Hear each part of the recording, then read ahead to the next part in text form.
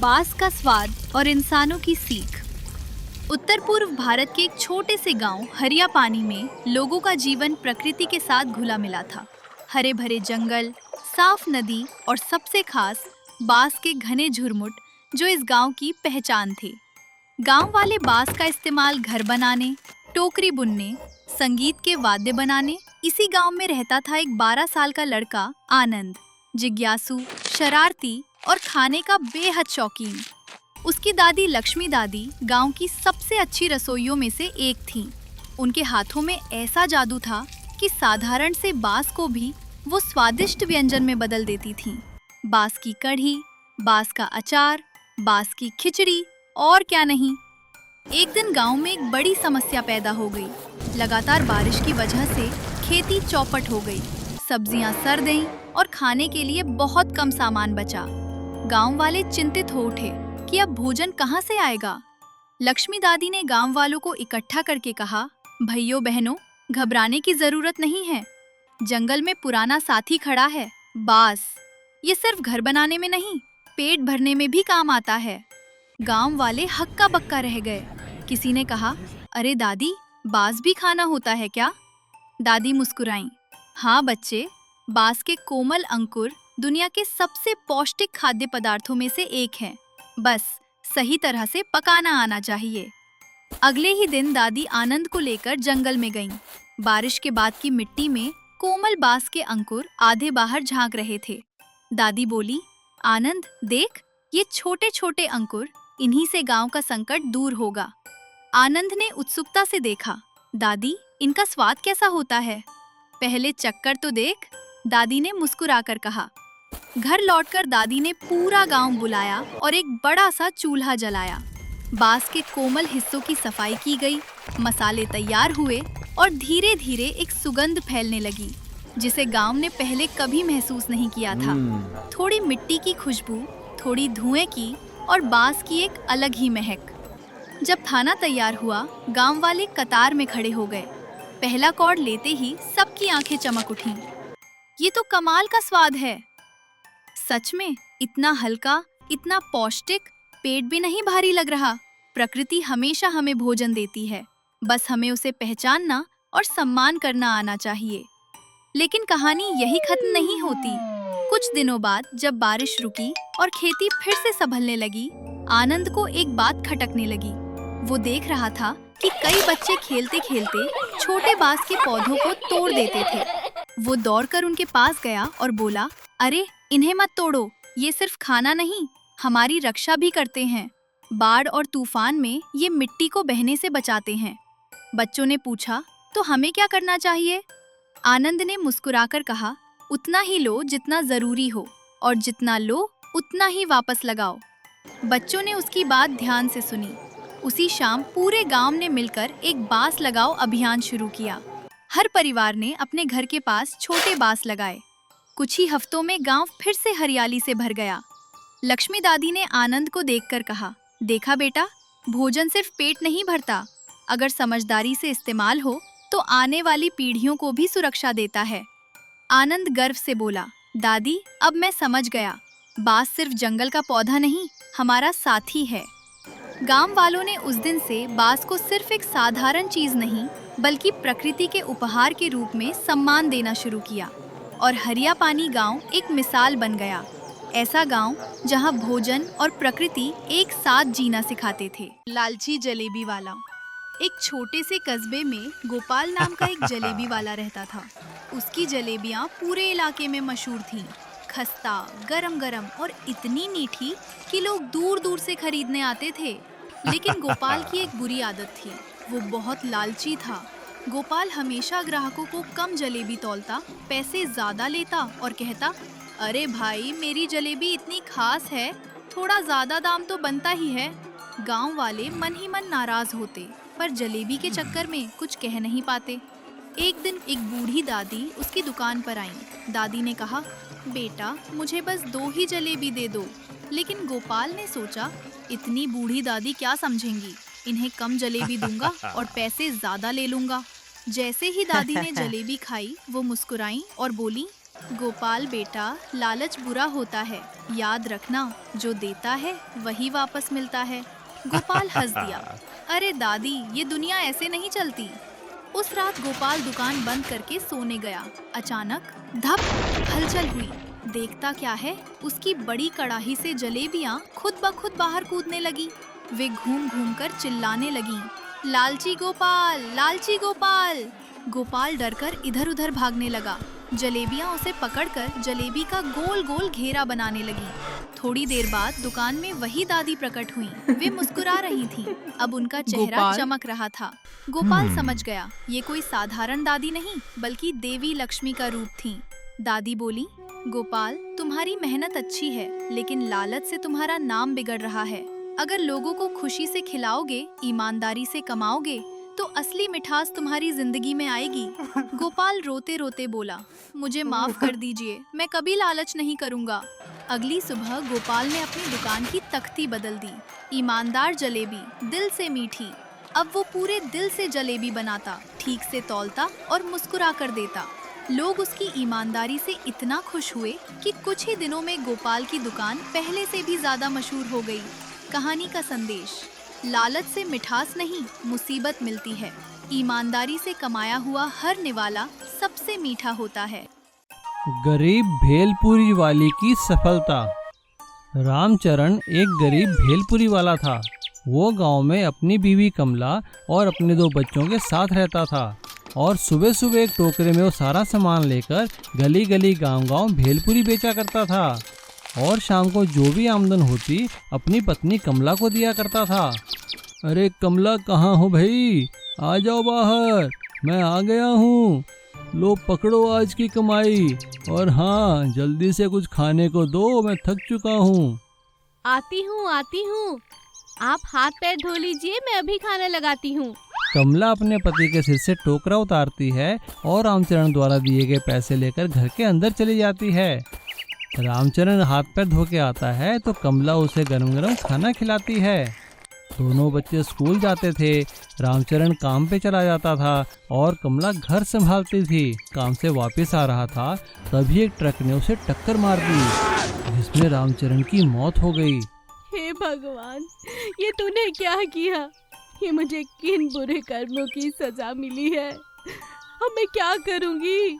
अपने बच्चों को कैसे अकेले पालूंगी भगवान? अभी कमला ये सब सोच ही रही थी, तभी पड़ोस में रहने वाली श्यामा चाची उससे मिलने आती है और वो कमला से कहती है, रोना बंद कर, अब जो होना था सो तो हो गया। अब उठकर अपने बच्चों की फिक्र कर। चाची, मैं क्या करूं? मुझे कुछ समझ में नहीं आ रहा है। कमला की बात सुनकर श्यामा चाची उससे कहती है, अगर तू बुरा ना माने तो एक बात कहूं? हाँ चाची, कहो ना। मेरी चाय की टपरी के पास में जगह खाली है, वहाँ पर तू अपनी भेलपुरी लगा ले, 4 पैसे ही कमाएगी बेटा। कमला श्यामा चाची की बात मान लेती है और अगले ही दिन श्यामा चाची की दुकान के साथ भेलपुरी बनाने का एक ठेला लगा लेती है। अपने पति की तरह कमला भी बहुत अच्छी भेलपुरी बनाती है। उसकी भेलपुरी स्वादिष्ट होने के कारण उसका काम चल निकलता है। अब दूर दूर से लोग उसकी भेलपुरी खाने आने लगते हैं। कमला ने अपने ठेले का नाम रामचरण भेलपुरी का ठेला रखा था। धीरे धीरे कमला का काम इतना बढ़ गया था कि उसे एक भेलपुरी बनाने की फैक्ट्री खोलनी पड़ी और उसने कई कारीगरों को उसमें काम भी दिया। अब कमला लोगों को दुकान में भेलपुरी के अलावा पैकेट में भेलपुरी बनाकर भी बेचने लगी, जिससे कि उसके भेलपुरी की दूर दूर सप्लाई होने लगी और कमला की बनाई भेलपुरी रामचरण भेलपुरी के नाम से कई शहरों में बिकने लगी और कमला के बच्चे एक अच्छे स्कूल में पढ़ने लगे। कमला इतनी कामयाब होने के बाद भी श्यामा चाची को नहीं भूली थी। एक दिन श्यामा चाची जब कमला से मिलने आई तो कमला ने श्यामा चाची से कहा, श्यामा चाची, आपका बहुत बहुत धन्यवाद। मेरे बुरे वक्त में अगर आप मुझे सही सलाह न देती तो आज मेरा ये हाल ना होता। मुझे आपके आशीर्वाद की और आपकी सलाह की उस समय बहुत ज़रूरत थी। आपका बहुत बहुत धन्यवाद चाची। कमला की बात सुनकर श्यामा चाची की आंखें भर आई और उन्होंने कमला को गले से लगा लिया। Flying auto. नंदनगर में सोमू अपना ऑटो चलाता था। वह बहुत ही मेहनती और मिलनसार था। वह अपने ऑटो में बैठने वाले सभी लोगों से बड़े ही प्यार से बातें करता था। उन्हें सही जगह और सही पैसे लेकर पहुंचाता था। भैया, यूनिवर्सिटी चलोगे? हाँ जी, जरूर चलेंगे। कितने पैसे लेंगे आप? जो मीटर से बन जाए। ठीक है, मगर जरा जल्दी पहुंचा देना, एग्जाम के लिए मुझे बहुत देर हो रही है। सोमू तेजी से ऑटो चलाकर उसे यूनिवर्सिटी पहुंचा देता है। उस इलाके के सभी लोग सोमू को फ्लाइंग ऑटो वाले के नाम से जानने लगे, क्योंकि वह ऑटो ऐसे चलाता था मानो कि ऑटो उड़ रहा हो। सोमू का काम सही चल रहा था। बाकी सभी ऑटो वाले उससे जलने लगे। ये सोमू का कुछ करना होगा, सारी सवारियां इसी के ऑटो में बैठती है। अरे हाँ भाई, तुम ठीक कहते हो। एक दिन जब सोमू अपना ऑटो स्टैंड पर खड़ा कर कहीं काम पर चला गया तो एक ऑटो वाले ने उसके ऑटो की ब्रेक फेल कर दी। अब चला फ्लाइंग ऑटो, ऑटो रुकेगा ही नहीं, अब मजा आएगा। जब सोमू वापस आया तो ऑटो स्टैंड पर एक सवारी खड़ी थी। भैया, आर्मी स्टेशन कैंट चलोगे? जरा जल्दी है। भाई साहब, अगर जल्दी है तो सामने वाले ऑटो में बैठ जाओ, वो फ्लाइंग ऑटो है, समय से पहुंचा देगा। हाँ हाँ, आइए सर, मैं आपको समय पर पहुंचा दूंगा। बस आप ये अपना बड़ा पैकेट ऑटो के पीछे बांध दीजिए। और सोमू सवारी को ऑटो में बिठा अपनी स्पीड पकड़ लेता है और स्टेशन कैंट की ओर चल पड़ता है। बाकी सभी ऑटो वाले उसके जाते ही हंसने लगते हैं। हा हा हा हा, अब आएगा मजा, जब ऑटो रुकेगा ही नहीं। अब फ्लाइंग ऑटो खत्म। आधे रास्ते में आते ही जैसे ही सोमू ने स्पीड कम करने की कोशिश की तो वह देखता है कि ब्रेक तो लग ही नहीं रहे। अरे अरे, मेरे ऑटो को क्या हो गया? मेरी ब्रेक क्यों नहीं लग रही? तभी वह आदमी कहता है, क्या हुआ भैया ऑटो वाले, तुम्हारी तो स्पीड कम नहीं हो रही, एक्सीडेंट करोगे क्या? अरे अरे नहीं सर, ऐसा नहीं है, आप फिक्र ना करें, मैं आपको सही सलामत पहुंचा दूंगा। सोमू ऑटो को गलियों से निकालकर एक खुली सड़क पर ले आता है। तभी ऑटो में बैठी सवारी बोलती है, अरे भैया ऑटो वाले, तुम फिक्र न करो, मैं अभी पीछे बंधा पैराशूट खोल देता हूँ। क्या कहा सर, पैराशूट? हाँ हाँ, पैराशूट। तुम्हें पता नहीं मैं आर्मी में हूँ और अपना पैराशूट लेकर कहीं जा रहा था। और उसने ऑटो में बैठे बैठे ही हाथ बाहर निकालकर पैराशूट की रस्सी खोल दी और पैराशूट के खुलते ही हवा का दबाव कम होने से ऑटो की स्पीड कम हो गई और ऑटो रुक गया। आपका बहुत बहुत धन्यवाद सर। भैया, धन्यवाद तो आपका भी, आप सबको सही समय पर पहुंचाते हैं ना, लेकिन बाकी लोगों से सावधान रहे। सोमू उस आदमी का धन्यवाद करता है और अपना ऑटो सही कराकर फिर से चलाने लगता है और फ्लाइंग ऑटो खत्म नहीं होता। पेट्रोल चोर। नैयापुर गांव में एक दिन मंगत नाम का एक व्यापारी बाहर गांव से चटाई बेचने आता है। उसके पास एक पुरानी मोटरसाइकिल थी जो बहुत ही ज्यादा पेट्रोल पीती थी। वह अपनी मोटरसाइकिल पर सामान रख गांव में बेचने आता था। चटाई ले लो चटाई, रंग बिरंगी चटाई। अरे ओ चटाई वाले, चटाई तो देना। तुम्हारी चटाई तो बहुत अच्छी है, मुझे 5 दे दो। बहन जी, आज सारा माल खत्म हो गया है। आज तो मेरे पास अभी 2 ही चटाइयाँ हैं। अगर आप कहें तो मैं कल 3 नई चटाइयाँ लेकर यहाँ पहुँच जाऊँगा। हाँ हाँ ठीक है, हमें कोई जल्दी नहीं है। मंगतराम अगले दिन 3 चटाई लेकर उनके घर पहुँचता है और देखता है कि घर में कोई नहीं है और घर के बाहर एक बड़ी गाड़ी खड़ी है। बार बार घंटी बजाने के बाद भी घर से बाहर कोई नहीं निकलता। लगता है कोई नहीं है घर में, कल आऊंगा। उसी वक्त अचानक मंगत की मोटरसाइकिल का पेट्रोल खत्म हो जाता है। लगता है आज भी इसका पेट्रोल खत्म हो गया। अभी तो कोई बिक्री भी नहीं हुई, घर कैसे जाऊं? मंगत राव वहां खड़ी गाड़ी में पाइप डालकर पेट्रोल निकाल लेता है। यह तो बड़ा अच्छा आइडिया है, पेट्रोल खरीदने की जरूरत ही नहीं है। और फिर वह अगले दिन से यही करने लगा। जो भी गांव वाला घर नहीं होता वह उसकी गाड़ी से चुपचाप पेट्रोल निकाल लेता। ये ठीक है, मेरी चटाइयाँ भी बिक जाती हैं और आने जाने का पेट्रोल भी मिल जाता है। गांव के लोग परेशान होने लगे। अरे भाई, हमारे गांव में ये पेट्रोल चोर कौन है?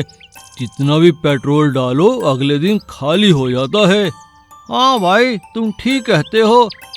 गांव वाले चोर को पकड़ने की तरकीब बनाते हैं और सभी गाड़ियों को एक जगह खड़ा कर देते हैं और हर गाड़ी में पेट्रोल की जगह पक्का रंग डाल देते हैं। तभी मंगतराम वहां आता है। अरे भाई, आज सबकी गाड़ियां एक साथ क्यों खड़ी हैं? कल यहाँ गाड़ियों की एक प्रतियोगिता होने वाली है, इसीलिए सब यहाँ लाइन से खड़ी हैं। मंगतराम सोचता है, फिर तो ये सभी पेट्रोल से भरी होंगी। आज रात बड़ी बोतल लाऊंगा और सबका तेल निकाल लूंगा। मेरे कई दिन निकल जाएंगे ऐसे।